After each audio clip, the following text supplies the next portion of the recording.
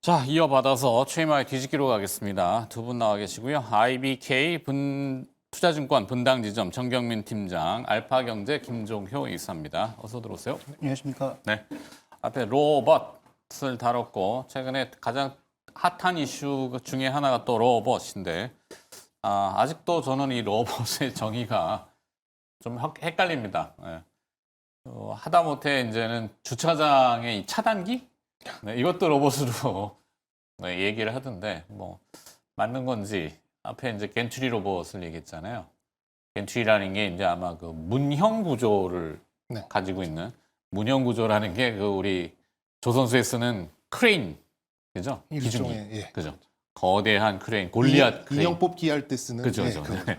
그래서 이제 수직 수평의 이송의 형태를 띈다. 그러면 다 로봇으로 치면은 영역 범위가 너무 확장되는 느낌도 있고, 그리고 또 실체가 있는지에 대한 거, 실적이 있는지 논란이 많잖아요. 저희도 지난주에 한번 다루긴 했었는데, 뭐 제가 얘기 꺼낼 건 아닙니다만 두 분의 생각은 어떤지 로봇의 실체 김종윤 이사부터 가보죠. 네, 일단 뭐 주가는 모멘텀을 받아서 뭐 조그만 부품주라도 예를 들어서 테슬라에 납품한다. 뭐 네. 이러면 뭐 급등할 수 있고 뭐 급락도 할 수 있고 변동성이 있습니다만 제가 생각하는 로봇주는 일단 최소한 두 가지 정도는 갖춰야 되지 않나라는 생각입니다.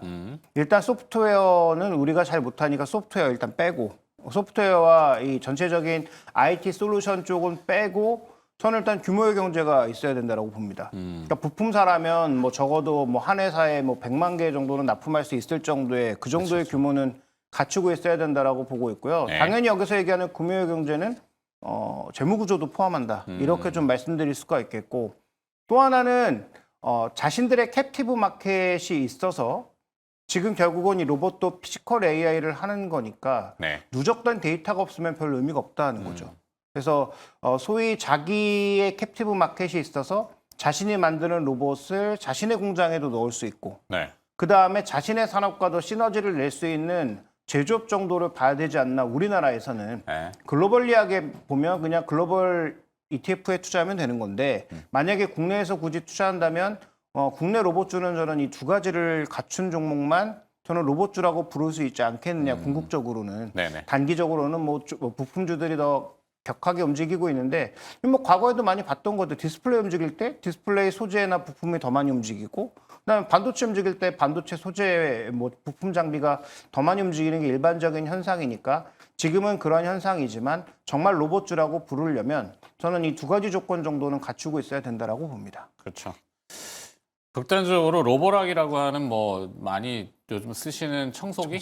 중국산 청소기죠. 근데 뭐 소비자 호응도가 좋아서 근데 로보락을 수입해서 판매하는 정경민 로봇 이 회사도 로봇인가? 이런 거죠. 그렇게 정민 따지면 뭐 로봇. 그런 반도체나 뭐 IT 회사들이 많기 때문에 뭐 그런 회사를 뭐 지금 폄훼할 필요는 좀 없어 보이고요.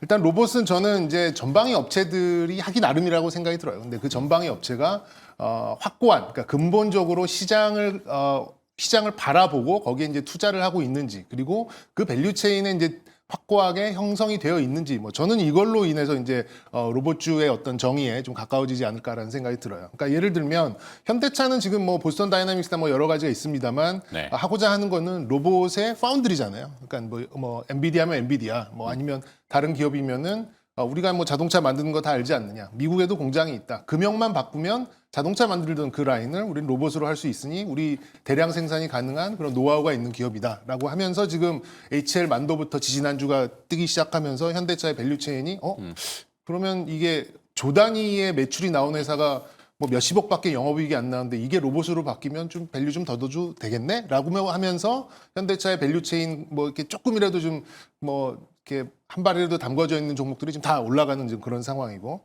LG전자도 극단적으로 의해서 현대차에 그 바퀴 달린 4개 달린 차를 이렇게 세워가지고 바퀴 4개 빼고 거기다 팔다리 붙이고 걸어 다닐 수만 있고 하면은 로봇이네 이렇게 보나? 근데 그게 쉽진 않죠. 예, 그게 뭐 이렇게 팔다리 빼고 그 관절 뭐 그러니까 뭐 이제 바퀴 4개 빼고 액추에이터나 밑에는 걸어 다니기 힘들면 밑에 바퀴는 달고 위에는 팔다리 팔다리하고 팔은 달. 그 있죠. 예, 지금 군사용 로봇으로 군사용 그 전략 자산으로 그걸 가지고는 있는데 하여튼 뭐 무한 궤도를 달아가지고 네 그런 것들도 현대 로템 거 있고. 쓰고 로템이 이미 그걸 가지고 있죠. 무인차를 가지고. 그러니까 이제 뭐 로보틱스와 모빌리티 뭐 이런 쪽으로 다 아우를 수 있는 기술은 뭐 거의 가지고 있고 거의 이제 대량 생산이 가능하다라는 점이 있기 때문에 현대차가 지금 가장 지금 뭐 치고 나가는 그런 모습인 것 같고요. 저는 LG전자도 뭐 잠룡이라면 잠룡이라고 볼 수 있는데 LG전자도 시장은 확고하죠. 이제 전자 쪽으로, 전자기기 쪽으로, 가전 쪽으로 워낙 좀 확고한 이제 그런 시장을 좀 가지고 있고 LG전자가 하고자 하는 것도 여기랑 좀 맞닿아 있습니다. 뭐 그런 것들을 좀 감안을 한다면 역시 좀 대기업이 어떻게 하느냐. 뭐 삼성도 이제 레이모틱스가 있고 뭐 이렇게 좀 연결이 다 돼 있잖아요. 그래서 네. 제가 보는 이제 로봇 종목으로 인식이 좀 되려면 이 대기업, 이게 전방위 업체들과 어떻게 연결이 되어 있느냐. 지금 표에 나와 있는데요. 삼성전자, 뭐 LG전자, 포스코, 뭐 SK도 있고요. 그러니까 다 관련된 기업들이 일부분 지분 투자를 하고 그 지분 투자를 통해서 무엇을 하고자 하는 게 확고히 하고 거기에 따른 좀 밸류 체인이 어느 정도 좀 이렇게 좀 확고했을 때 그때 이제 결국에는 이걸 이제 로봇 관련된 종목으로 우리가 좀 인식을 해야지. 이거를 진짜 뭐 전선 꾸러미까지 다 갖다 붙이면은 정말 이게 너무 좀 방대해지니까요. 뭐 저는 이게 이 대기업들이 투자를 하거나 아니면 이 밸류 체인에 확실히 들어있는 그런 종목으로 좀 한정지어야 되지 않을까. 이거 좀 결론으로 드리겠습니다. 레인보우 로보틱스하고 로보티즈를 지난주에 한번 다뤘어요. 뭐 거기에 이제 SPG 뭐 전기 모터까지 다뤘는데 이제 제가 볼 때 저도 간과하고 있었는데 그냥 그런가 보다. 하나의 뭐 테마를 넘어서 모멘텀이 되는 것도 알겠고 이 휴머노이드라는 게 근데 이제 뭐 이익이 어느 정도여야지 보면은 대부분 다 증권사 HTS를 다 열잖아요. 또 주문을 하시거나 기업을 볼 때 그러면은 기본적으로 증권사가 제공하는 기본 정보들이 있는데 PBR 있고 PER 있고 그다음에 뭐 어떤 시가총액이나 뭐 이런 거 쭉쭉 나오는데 로봇 관련주 쳐보면은 전부 PER이 안 나와요, 사실은. 왜냐하면 PER은 EPS라고 하는 주당 순이익이 나와야 되는데 이익을 못 내니까 EPS가 안 나오고 EPS가 안 나오니까 PER도 안 나오는데 그나마 그래도 시가총액이 크다고 하는 레인보우 로보틱스 PER이 증권사마다 다른지 모르겠는데 PER 4,400배. 그다음에 로보티즈가 PER이 1,000배. 그다음에 SPG가 뭐 100배 이상 몇백 배였던 것 같은데 이게 맞는 그거를 내가 받아들이고 야 그래도 저 회사가 4,000년은 먹고 살겠구나 이거를 받아들여야 되느냐 삼성이 뒤에 있으니까 이게 맞는 건지를 제가 몰라서. 근데 결국은 현재 이 종목들은 과거 뭐 다른 종목들 막 계속 뭐 10배 올랐던 뭐 텐베거 종목군들이 과거 그랬던 것처럼 지금의 밸류에이션보다는 미래 밸류에이션을 당겨 쓰는 경향이 있고 네. 그러면 결국 여기서는 뭐 PEG라고 해서 이익의 성장 속도가 얼마나 빠르게 나타날 거냐에 베팅하고 있는 거죠. 그러니까 어떻게 보면 약간의 조금 위험이 많이 섞인 베팅을 하는 거라고 봐야 되는데 네. 그래서 이제 투자 관점에서 보면 이런 종목군들도 뭐 물론 장기적으로 정말 잘 될 수 있죠. 현재 실적을 주가를 충분히 설명할 수 있는 실적이 물론 올라올 수 있습니다만 저는 그래서 지금 돈도 좀 벌고 있고 이쪽으로 갔을 때 이익을 빠르게 낼 수 있는 기업들 정도를 봐야 된다라고 저는 그래서 판단하고 있는 것인데 그런 관점에서 따져보면 현대차에서 지금 가장 핫한 건 뭐 현대차가 아니라 현대오토에버잖아요. 네. 근데 현대오토에버는 정말로 돈을 잘 벌고 있고 정말로 대단한 기술 기업인가를 따져보면 막상 뭐 그렇지도 않거든요. 맞아요. 세 가지 사업부 뭐 중에서 그나마 지금 시장이 주목하고 있는 건 로봇 한다고 하니까 현대차의 SI 업체이면서 현대차의 공장 자동화를 하고 있는 기업이다 보니 네. 로봇과 관련되면 여기가 뭐 하지 않을까라는 생각인 것 같은데 조금 전에 뭐 전문가도 얘기하고 나갔지만 엔비디아랑 만약에 한다면 네. 엔비디아랑 오토에버랑 비교가 되는 대상인가? 생각해 볼 수 있는 거죠. 근데 주가는 지금 어쨌든 가장 민감하게 현대 오토에버가 움직이고 있다는 얘기죠. 그래서 시장이 지금 베팅하고 있는 종목군들은 무언가 스토리에 엮여 있고 향후 이제 PEG가 대거 늘어날 거라고 기대하는 종목군들을 베팅하고 있는 거고. 그러니까 이건 제가 말씀드리고 싶은 건 트레이딩의 영역인 거고 투자의 관점에서 봤을 때는 지금 뭐 말씀하셨던 의미 있는 밸류에이션이 나오는 종목군들을 찾아보면 그 종목들은 너무 시기가 멀거나 네. 또 그 종목 자체가 너무 무겁기 때문에 현재 시장에서는 그런 종목군들에 대한 과도한 기대를 하지 않고 있다. 네. 그래서 저는 오히려 봐야 되는 게 그런 관점에서 보면 현대오토에버보다는 삼성 SDS가 훨씬 낫지 않나? 라는 판단을 하고 있고요. 그 다음에 이제 HL만도는 여러 번 말씀드렸으니까 저는 그러면 만도도 제가 주목한 거는 만도가 뭘 하고 있는 걸 중요하게 본다기보다 여러 부품을 조합해서 제어를 잘하는 기업이기 때문에 만도를 말씀드렸던 거거든요. 그럼 그런 측면에서 현대차 그룹에서 제일 잘하는 거는 모비스 아닌가? 그 네. 현대 모비스 한번 주목해 볼 필요가 있지 않나라고 보고 있고 최근에 주가가 많이 올라오긴 했습니다만 여전히 현대차는 전 세계에서 가장 저렴한 로봇주라고 좀 보고 있기 때문에 네. 그 세 종목 정도를 제외하면 나머지를 로봇주로 장기 투자하는 것은 조금 리스크가 있지 않나 이렇게 보고 있습니다. 하다못해 두산 로보틱스도 지금 8조 원을 받는 8조 원 되나요? 뭐 얼마지? 하여튼 뭐 조단위인데 두산 로보틱스도 이익을 아직 못 내고 있단 말이죠. 네. 5조 2천억이네. 네. 그래서 이제 두산 밥캣과 섞어서 사실 이제 이 건설 기기도 이렇게 조금만 틀면 언제든 로봇으로 둔갑할 수 있는 그나마 그래도 그건 암이라고 하는 네. 팔이라도 뭐 이제 명칭이 있고 유압도 사용하고 그렇죠. 이제 뭐 무선으로 무인으로도 이제 뭐 할 수 있는 뭐 부분이 중국은 이미 많은 때문에 뭐 이제 테스트를 하고 보여주고 약간의 있고. 이제 개념 확장으로 두산 로보틱스와 밥캣을 합병을 하면 두산 로보틱스의 밸류에이션이 지금 정당화될 수 있는 이제 그런 것들이 나는데 좀 정부에서 어쨌든 감독 기관에서 조금 이제 스톱을 시킨 부분이 있죠. 이제 그거를 좀 착안을 했을 때는 제가 그래서 초반에도 말씀을 드렸죠.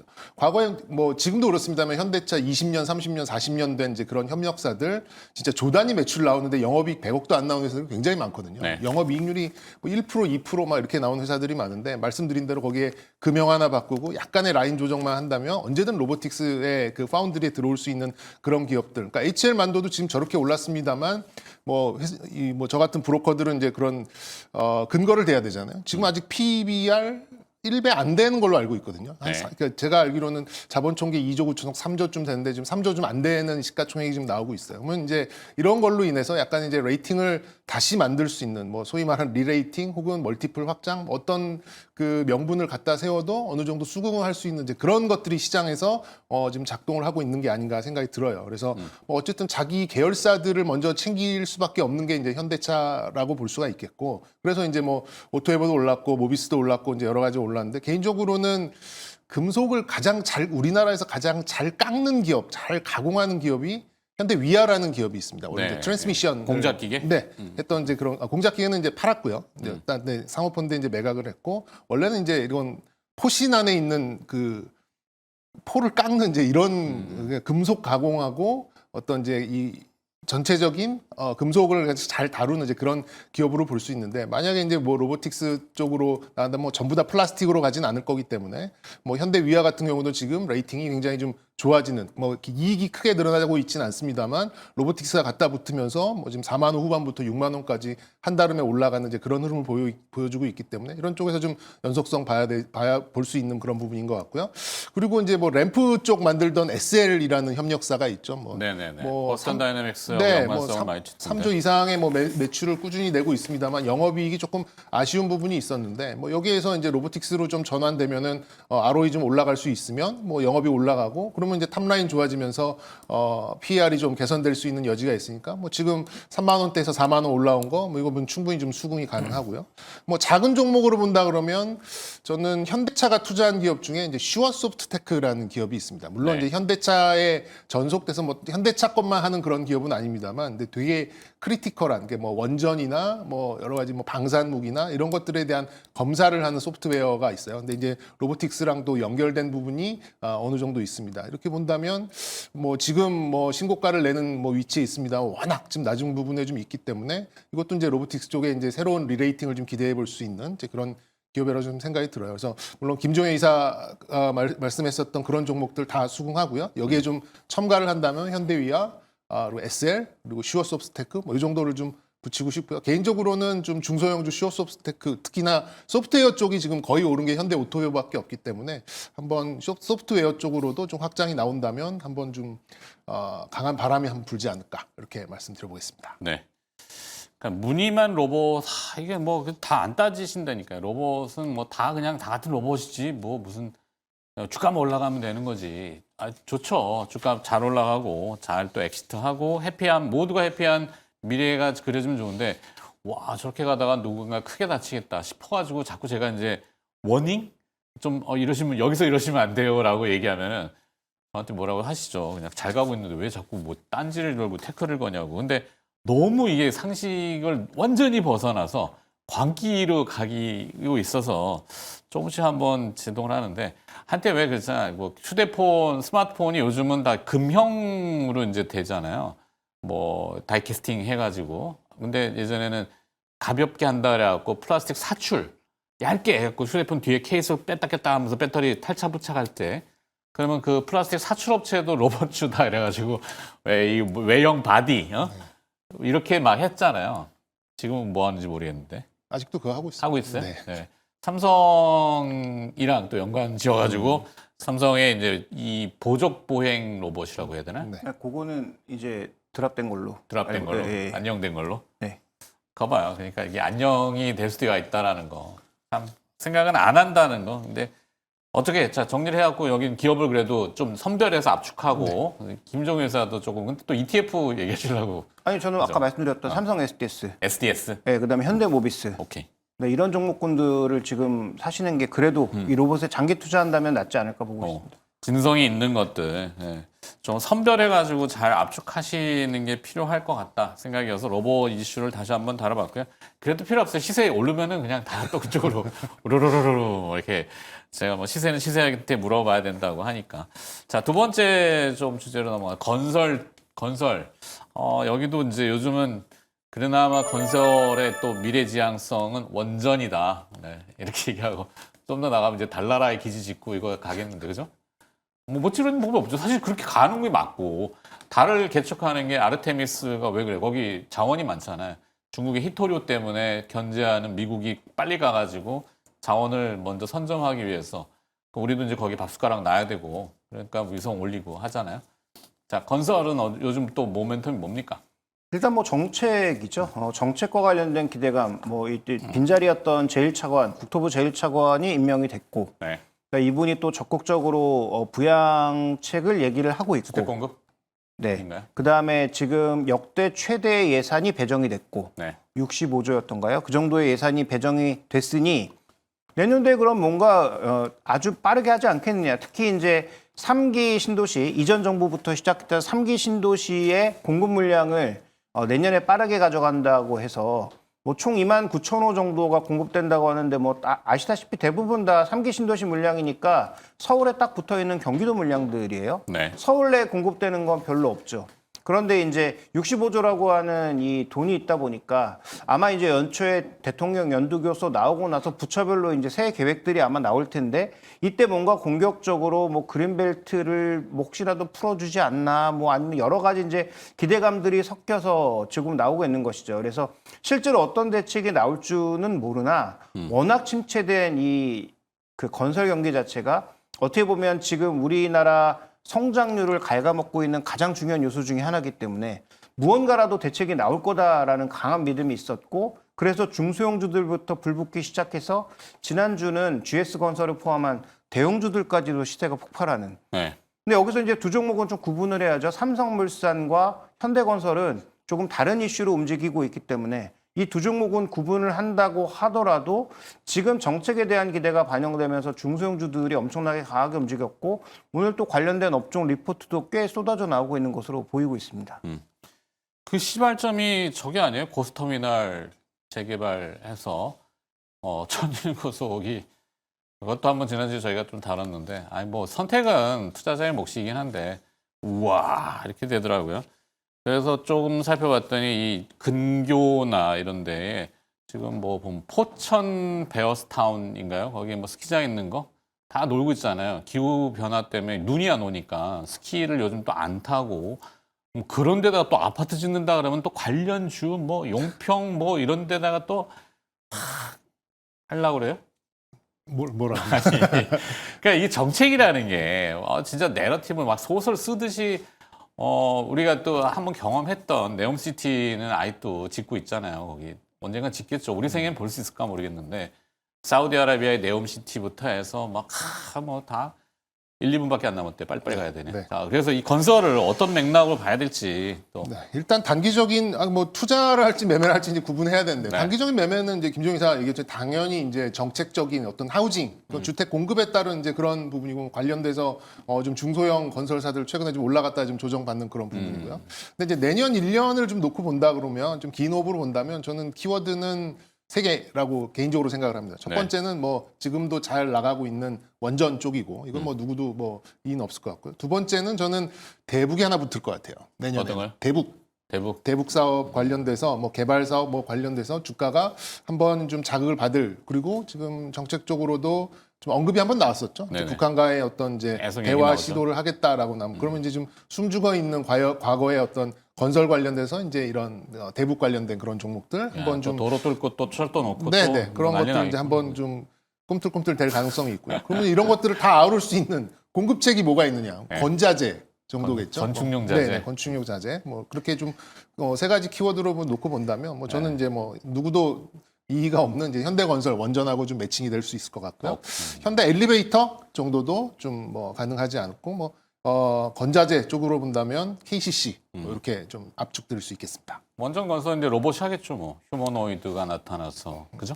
로봇에 굉장히 좀 아니 뭐 심정이 있으신 거예요. 없어요. 근데 미래를 이제 확 당겨오는데 너무 이제 과하다 싶어서 진성에 대한 정리를 조금 할 필요가 있다. 이런 얘기들을 강조하는 거죠. 어떻게 보면 그게 양극화일 수도 있겠는데. 자, 그래서 뭐 또 김종호 이사는 좀 선택을 아까 뭐 대형 건설사? 네, 근데 저는 종목을 뭐 지금 좋게 보자라기보다는 네. 한 리트머스 시험지 정도로 정말 국내 건설과 관련된 종목만 한번 봐보자라는 생각이에요. 그래서 뭐 말씀해 주셨던 현대건설 좋고 뭐 삼성물산도 좋지만 이런 종목군들은 지금 다른 모멘텀에 워낙 많이 붙어 있으니까 그러면 순수 건설로만 보면 DL그룹 같은 경우에는 또 화학 이슈가 붙어 있거든요. 네. 이 구조조정 어떻게 하느냐 이슈가 붙어 있으니까 그것도 빼면 정말 대형주 중에서 볼 게 몇 개 없더라고요. 그래서 GS건설하고 대우건설 정도를 조금 보면서 여기에 정말 기관 외국인 수급도 들어오고 뭔가 확실하게 수혜받을 만한 내용들이 나타나는지를 좀 살펴보시는 게 뭐 제가 보기엔 포인트가 아닐까. 그래서 지금 뭐 투자자는 얘기는 아니고 오케이. 이들 종목에 한번 포인트를 보자 이렇게 말씀드리겠습니다. 알겠습니다. 시장은 좋고 인덱스는 더 위가 열리는 것 같은데 기업 선택이 참 어려워서 압축을 잘하자는 의미니까 오해는 마시고요. 좋은 기업들이 있으니까 좋은 기업으로 선별합시다. 자, 오늘 여기서 마무리하겠습니다. IBK 투자증권 분당센터 정경민 팀장과 알파경제 김종효 이사와 함께 로봇 건설 이야기를 좀 나눠봤습니다. 고맙습니다.